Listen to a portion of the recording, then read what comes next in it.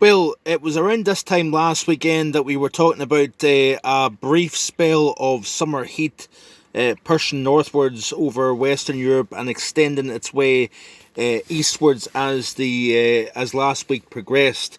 And of course, now we've got the heat all the way across to the far eastern portion of Europe into Western Asia.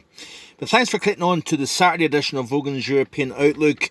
Like I say, heat is a distant memory. We're back into this kind of subpar temperature regime for the time of the year.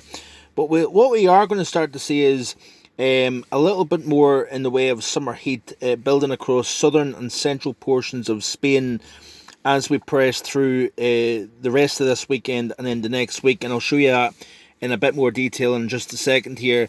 But certainly the temperatures that we've seen, 30s, France, Germany, into Poland as well, we're back in the teens again, so below normal temperatures for the time of the year. And of course, we're still stuck in this pretty depressing almost weather pattern across the British Isles. Single figures to low teens almost across the board for the British Isles here. But looking at this is the GFS 500 millibar height anomaly pattern here through the next several days here.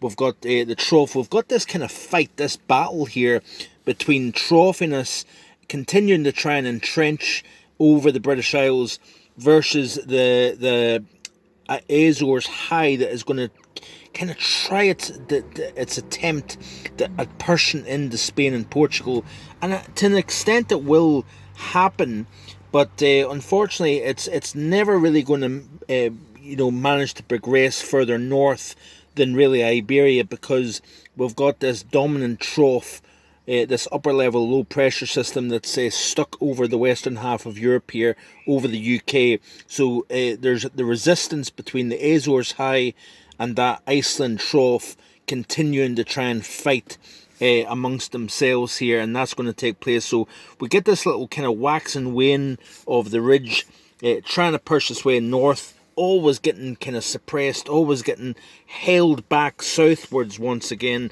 because of this trough continuing to kind of maintain itself. You notice here, as one lobe of low pressure kind of pushes east, it's just kind of met by a reinforcing shot of enhanced troughiness.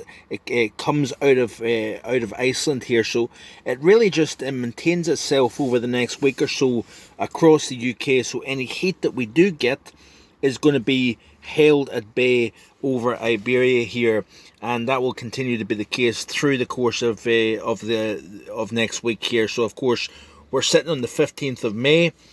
Over the course of the next week or so, we're going to maintain this trough. Now, there is indications, possibilities of something a little bit warmer, a little bit more settled, trying to push from Iberia, from the Azores, up into the British Isles here. But that still remains open to question here. It's just that little bit too far out here. So you can see here that resistance, that trough just continuing to dominate here. But you notice here at the very end of the loop, this is Saturday the 29th of May.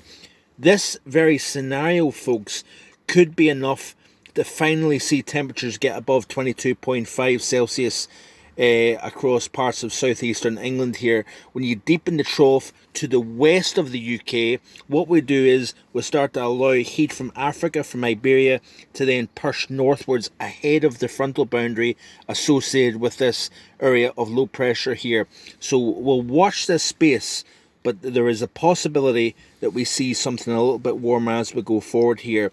But the 22.5 Celsius, if we don't manage to get much above that level, so for example 2005 and 2013 both produced a 23.8 Celsius high in the UK.